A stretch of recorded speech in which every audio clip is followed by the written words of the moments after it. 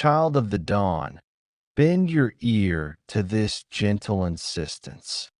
I am Michael, one who watches the small stirrings of the heart with the care of a guardian and the tenderness of one who knows how quickly courage trembles into silence. Hear me now. Someone has fallen for you. The feeling did not arrive like a thunderbolt, but like soft light, patient, steady, warming the corners of a life that thought itself settled. There is a detail that pries at your attention, an age difference. For some, that fact will be a question mark. For others, a drumbeat of excitement. Before you do anything else, breathe. Let the first movement be a centering, not a rush. Love is a curious, rule-breaking thing. It does not always honor timelines, cultural calendars, or the neat categories people prefer. It crosses fences, steps over thresholds, binds people whose histories might look like different languages. Yet love's curiosity is not a license to ignore care. When two hearts meet across a stretch of years, there are both gifts and particular responsibilities that come with the terrain. This message is meant to steady you in both, to hold the wonder and the wisdom at once. First, receive the wonder. Do not be ashamed of the small, astonished happiness that rises when you think of this person. Joy is not a sin. It is a signal that life's pulse has quickened. Allow yourself to feel the warmth of being seen, the delight of being chosen. Too often we rush to critique what is good because we fear the cost of wanting. But desire is not a trap if it is met with eyes that are clear. Let yourself sit in the green place of gratitude. Someone sees you, admires you, desires to be near you. This is precious and rare. Treasure it, record it in a small book, pinch it like a pressed flower. Let the feeling nourish you even as you bring sense into the room. Now, meet the sense. An age gap can mean different life seasons, differing responsibilities, stages of family life, networks of friends, or even divergent visions for the future. These differences are neither fatal nor unmanageable, but they need naming. Speak plainly with yourself first. What matters most to you in a partner? Is it curiosity and emotional safety? Is it shared rhythm or similar long-term plans? Be honest. Asking yourself simple, courteous questions now will save you from a cascade of confusion later. Write your answers. Let your pen be stern and kind. Then speak plainly with this person. Do not test love with games or dramatic reveals. Ask gentle, direct questions about their life. What are their commitments? What do they imagine in 5, 10 years? What responsibilities do they carry that may not be visible at first blush? Listen not to perform, but to understand. When differences are clear, name them without blame. I notice we are at different stages about X. How do you imagine that working between us? Such sentences turn vague anxieties into terrain you can cross together. If this person loves you, they will welcome your clarity. If they shrink from it, that is also an answer, and a necessary one. I will speak now of power and consent, two pillars that must hold firm in any relationship, especially when age distances widen. Power is not only about age, it is about resources, status, emotional leverage, experience, reputation. When one person has more of something that matters, money, public voice, a parenting role, mentorship responsibility, the temptation to influence outcomes increases. Guard against the slow slide into manipulation or unspoken expectations. Ask, who holds influence here, and how is it being used? If you feel pressure to conform to another's rhythm because they have more sway, name it and address it. Consent is not a single moment, it is an ongoing conversation. Keep asking, keep checking in. Make saying no easy and sacred. A relationship that honors age difference will make room for the younger, the less powerful, the quieter to speak without fear. Remember also the public landscape. Families will have feelings, friends will have opinions. Some will celebrate, some will worry, some will murmur. These reactions often hold a mixture of protection, generational bias, and love. Hear them, even when they hurt.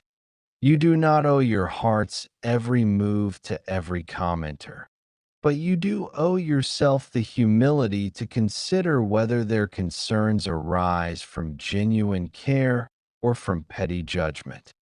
Listen for repeated patterns in what is said.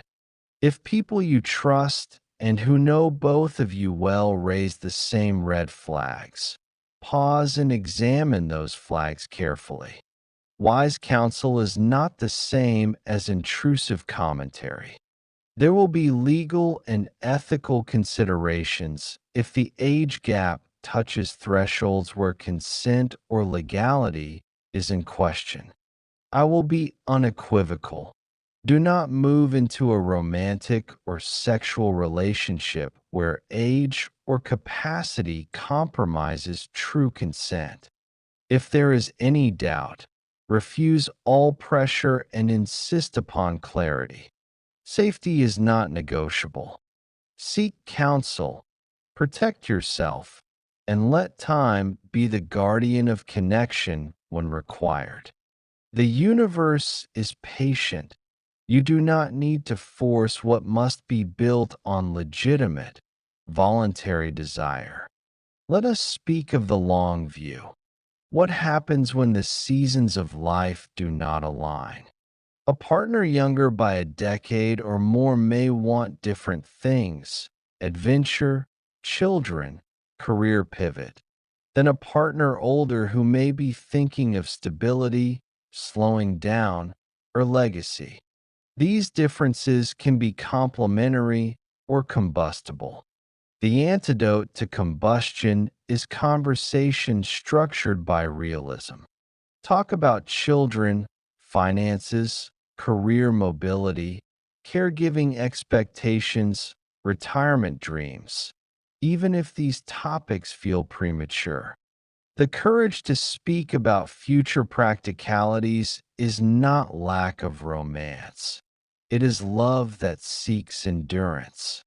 If you prefer not to map every detail now, at least discuss the big contours. Create a plan to revisit these topics periodically. Agreements formed in daylight will help the relationship survive storms. Also consider the network effect. A partner's friends and family may never fully match your own, and that is okay. But intentional integration matters. Introduce slowly, respectfully. Do not attempt to force affection. Live into shared experiences that allow mutual recognition to grow. Small trips, communal meals, volunteer work together. Over time, familiarity softens suspicion, and the small, generous acts of consistency will speak louder than any hurried plea for acceptance. Let me speak to those who fear judgment most loudly. The ones who imagine whispers will shadow every celebration. What I have seen is this. People often worry about how others will interpret their love because they worry about what it means for them as a person. The antidote is solidity and identity. Who are you when no one is applauding? If you are grounded, external opinion will be like wind on a tree. It may move the branches, but the root remains. Practice a handful of routines that anchor you. Morning silence, a weekly call with a friend who keeps you honest, regular work that is yours alone.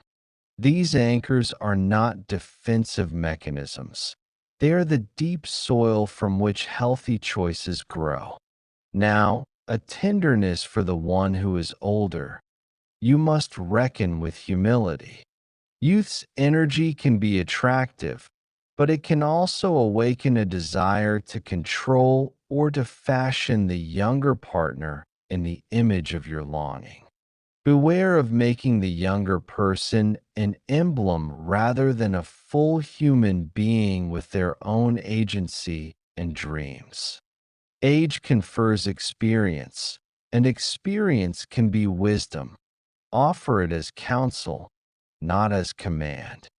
Ask questions before you give answers. Listen more than you instruct. Let mentorship be mutual. If you are older, allow yourself to be surprised and changed by what this person brings. Their fresh courage, their different cultural reference points, their capacity for reinvention, and a tenderness for the one who is younger. You must reckon with courage. You may face skepticism that you are naive, opportunistic, or feigning maturity. Meet those doubts with clarity and integrity. Demonstrate your capacity to make choices that honor both your present needs and your future self. Show that you have thought through the practicalities and the possible outcomes. Surround yourself with people who will speak truth to you. Mentors, friends, elders who will not enable but will guide. Your youthful spark is a treasure. Do not squander it by moving into dynamics that will cost you more than they return. There is also a spiritual dimension to such love. Sometimes the soul recognizes a resonance that logic cannot decode. Perhaps the two of you share an artistic wavelength, a mutual calling, a devotion to service. If so, lean into the shared values that will sustain you when easy pleasures fade. Love rooted in shared purpose endures because it has a reason beyond sensation. Cultivate that purpose together, a project, a ministry, a creative labor.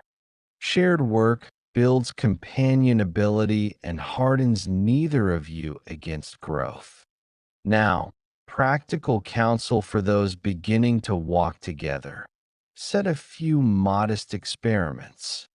A 3-month trial of intentional integration can be a wise first contract. Agree to attend at least one family event that matters to each person, to co-manage one small financial plan, a shared savings goal for a trip, for instance, to schedule 2 conversations about long-term desires, and to create a boundary list for topics that are off limits until mutual trust grows. These experiments are not walls, they are scaffolds. They allow you to test how well you translate affection into cooperative life. Protect your inner compass with friends who are both kind and frank. A circle of witnesses, people who see you fully and who will call you on what they observe, is among life's greatest safeties. If those witnesses are diverse in age and experience, all the better. They will give you perspectives that neither your partner nor your immediate family can. Invite their voice with humility. Do not surround yourself only with people who will praise you. Praise is easy. Discernment is harder and more necessary. Do not forget the small courtesies that make any relationship thrive, but that become more pronounced when life seasons differ.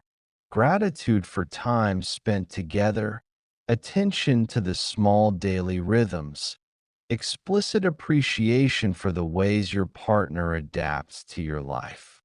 If schedules differ, create rituals that bridge the gap. A weekly morning coffee shared over video, a monthly walk that carves time from busyness, or a ritual of checking in before major decisions. Small rituals are the mortar that holds the bricks of differing lives together. And when storms come, because they will, keep to a method. Pause heated conversations, agree to return after a cooling period, and, if necessary, seek mediation from a counselor who has experience with intergenerational relationships. Counsel is not a sign of crisis alone. It is a wise tool to learn languages of negotiation before resentments calcify. Seek it early, not only when things break. Prevention is tenderness made visible. Finally, hold the paradox that love can be both tender and demanding. It will ask you to be kinder than you think and braver than you planned. It will ask you to honor differences without erasing them. If you can walk into this terrain with humility, clear conversation, structural safety, and radiant gratitude, you will not simply survive the age difference. You will be shaped by it into a love that is more deliberate, more generous, and more resilient than affection alone might create. Child of light. Now, at the closing of this tender counsel, I place both hands upon the ark of your life and speak the last, steadying truths that will carry you from wonder into wise action. You have been given news of love that crosses years, a strange, luminous thing that may bewilder or bless. I will not send you away with only romantic images. I will give you a way to walk forward that honors both your heart and your future. First, choose clarity over haste. Passion will urge you to move quickly. Prudence will ask for time. Both have their place. Let your first movements be simple and honest. More listening, fewer proclamations. More questions, fewer promises. Ask practical things of each other, about daily rhythms, about family ties, about finances, about care for aging parents or children, about children you might or might not want. These conversations do not kill romance. They protect it from collapse under surprise. Schedule them like you would a medical exam, not because you doubt the love, but because you value its capacity to endure. Second, build small experiments into your beginning. Commit to a 3-month season of intention. Share one meaningful ritual each week. Spend one night each month engaged with each other's close circle. Manage a small shared project, a weekend trip, a joint creative plan, a volunteer stint to test cooperative living. Keep the parameters modest and the goals observable. Let the experiments teach you how you handle friction, how you celebrate, how you speak when tired. If the experiments show compatibility, you have proof. If not, you have honest data to guide your next decision. Third, protect autonomy as fiercely as you protect the relationship. People in age differing relationships sometimes slide into roles or expectations that diminish one person's agency. Decide now that neither of you will become the other's project. Celebrate differences while refusing to reshape the other into an image of safety.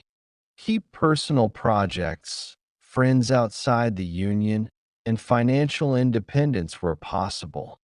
Autonomy will not weaken love. It will make the union a meeting of whole persons rather than two halves trying to complete each other. Fourth, name the power dynamics and steward them openly. Age often brings resources one way or another: experience, networks, capital, cultural authority. Speak about these things without shame. Who will hold what decision-making authority? How will major purchases be handled? If one party has significantly more resources, put protections in place. Shared financial planning, open ledgers, advisors both parties trust. Transparency is the quiet medicine that prevents suspicion from growing like a weed. When money and influence are discussed early and honestly, they lose their poisonous quality. Fifth, prepare publicly with sensitivity. You will not move through the world unnoticed. Some will cheer, some will wonder, others will grumble. Decide together how and when to share the story with family and friends. Choose allies to bring in first, those whose counsel you value and who will speak truth kindly. Have honest rehearsals. How will you answer a skeptical parent? What will you say to a friend who worries? Practice responses that neither apologize for your feelings nor dismiss legitimate concerns. Speak from steadiness. We have talked about X and agreed to Y. A confident, sober voice diffuses much gossip. Sixth, covenant to keep learning together. Age difference is not a static fact, but a conversation across time. Commit to learning languages the other uses, the cultural references, the funny small rituals of their generation, the rhythms of their past. Read what they read. Listen to the music they love. Ask about the stories that shaped them. At the same time, invite them into your rhythms without demand. Curiosity is the daily prayer of relationship. It keeps two souls discovering each other rather than fossilizing into roles. Seventh, protect intimacy with boundaries that are mutual and clear. Boundaries are not cold fences. They are the scaffolding that enables closeness to grow without collapse. Discuss social media exposure, financial transparency, friendships with ex-partners, and time spent alone versus together. When boundaries are formed together, they become agreements of care rather than lists of prohibition. Revisit them as your life changes. Be willing to renegotiate with generosity and firmness. Eighth, cultivate a spiritual center that holds the union. If faith is part of your life, pray together about the relationship. Seek spiritual counsel from someone wise and impartial, and create small shared practices: a daily minute of gratitude together, a monthly check-in where you ask how the other's soul is faring. If faith is not a part of your usual language, find a shared ethical or contemplative practice that roots you: long walks, volunteer time, a creative ritual. A center beyond preference anchors love when tides shift. Ninth, make legacy an intentional conversation. When years differ, questions of caregiving, estate, and long-term plans gain urgency. Talk frankly about health wishes, medical proxies, wills, and the rhythms of later life. These topics may feel prosaic, but they are acts of tenderness. Planning for vulnerability is the deepest love you can offer. Do not let fragility be a taboo. Let it be a map you both carry openly, with humor and steadiness. 10th, be ready to defend the relationship from small betrayals. The world does not always bless what it does not understand. You will face jokes, impatient comments, and maybe exclusion. Decide that you will protect each other by simple acts, public gestures of respect, private conversations that clear resentments, and a refusal to gossip. When external voices bite, return to your covenant and remember the small choices that drew you together. 11th, invest in community, not isolation. Intergenerational relationships flourish when they are embedded in a broader circle that supports them. Invite friends of different ages into your life together. Create gatherings that are not just about you as a couple, but about shared purpose. Service projects, creative collaborations, and mutual friendships provide a life beyond the pair and make the relationship resilient, less subject to the whims of one another's needs. 12th, practice a posture of humility and gratitude. Pride will masquerade as confidence and will erode tenderness. Gratitude will keep your heart soft and your tongue kind. Each day, name aloud one thing you appreciate in the other and one thing you will do tomorrow to make their life easier. Small habits of gratitude cascade into a culture of thanks that changes the chemistry of any relationship. 13th, prepare for the seasons of change with gentle realism. If one of you faces a midlife pivot while the other is planting new roots, allow space for renegotiation. Contracts of life are living documents. Revisit them gently. When children, careers, or caregiving needs shift, return to the practices of talk, experiment, and counsel. Flexibility is not indecision, it is wisdom in motion. 14th, if resistance or harm shows its face, honor red flags with swift discernment. No amount of romantic language should excuse coercion, control, or disrespect. Protect your body, your voice, your finances. When patterns of manipulation appear, seek counsel and remove yourself if necessary. It is brave to rescue yourself from harm, and it is brave to insist on kindness as the baseline of any love. 15th, keep your sacred self alive. In the gratitude of partnership, do not dissolve.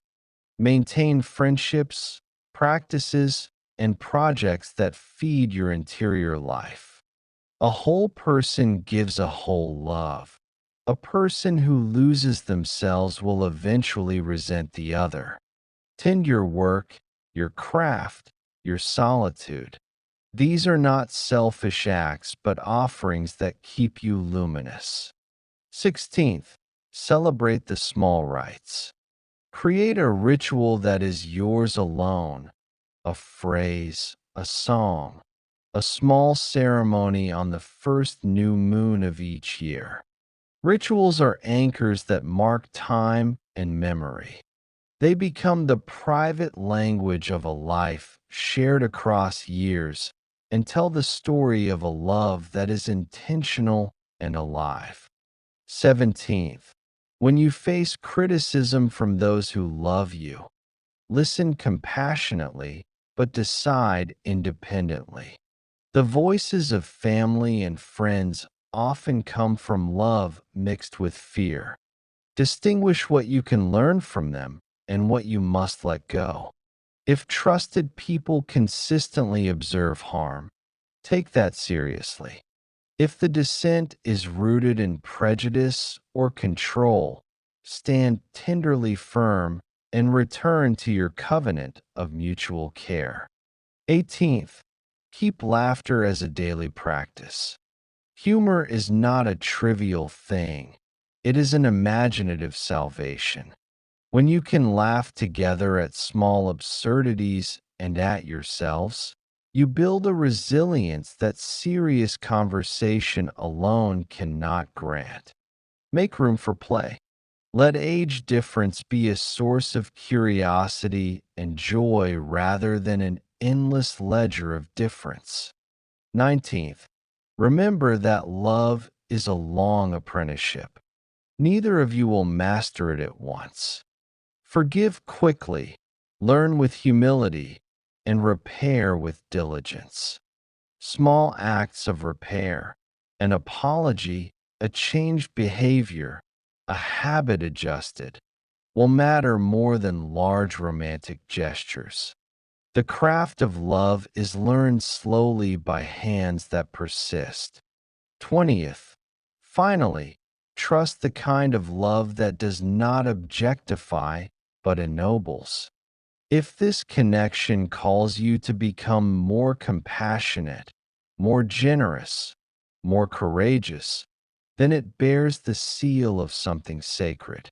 If it strips your dignity, isolates you, or demands you abandon your core, then it is a lesson to be learned and released. Let goodness be your test. Does this love make you better? Not in a moralistic sense, but in a way that increases your capacity to give, to bear, and to create? Child of the dawn, take these final words like a cloak, warm, practical, and woven from steady threads. Move forward with attention, with small experiments, with clear boundaries, and with a circle of witnesses who will keep you honest and safe. Let gratitude be a daily habit. Let generosity be your practice. Let humility shape your power. And above all, let tenderness be the currency you spend freely. I, Michael, remain at the threshold, watching with gentle joy and fierce care.